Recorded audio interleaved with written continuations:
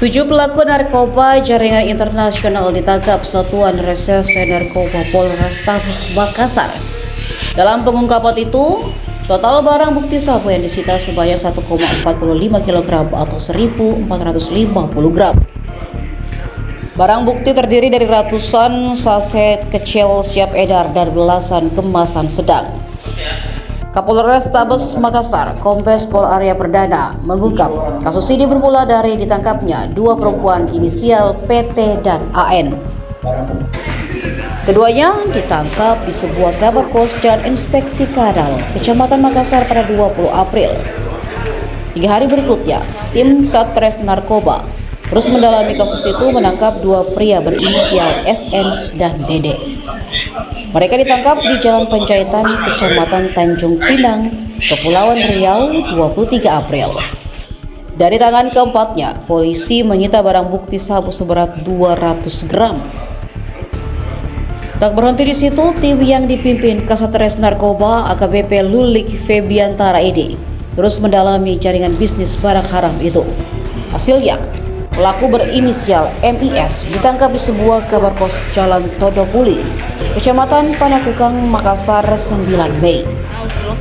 Dari tangannya, polisi menemukan barang bukti sabu seberat 125 gram. Penangkapan selanjutnya yakni TR dan MRP.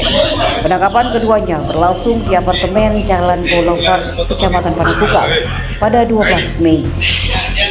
Arya menjelaskan 7 tersangka yang diamankan merupakan satu jaringan sabu yang dikendalikan dari Malaysia. Adapun modus operandi peredaran sabu asal Malaysia itu hingga tiba di Makassar, yaitu melalui jalur udara atau bandara. Para pelaku menyimpan barang haram tersebut di ikat pinggang.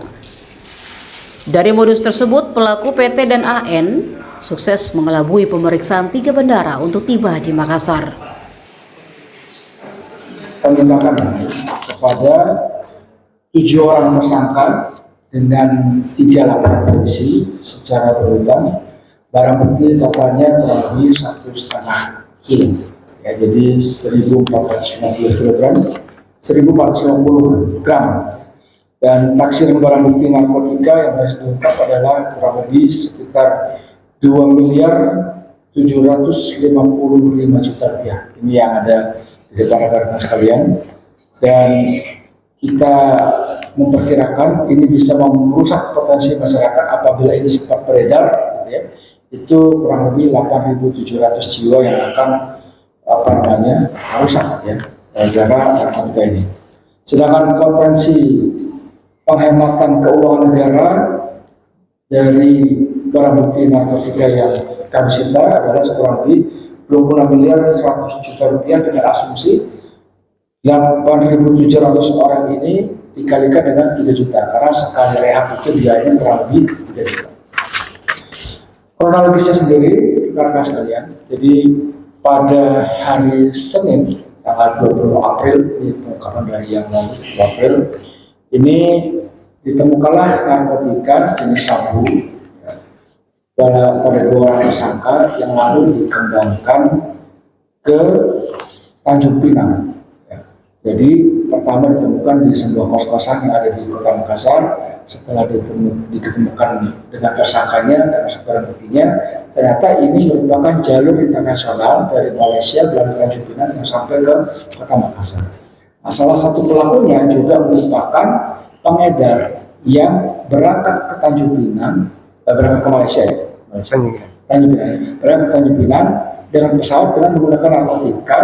Modusnya adalah narkotika itu ditaruh di ikat pinggang dan itu lolos, yaitu lolos melalui jalur bandara. Nah, kemudian setelah dikembangkan lagi, ya,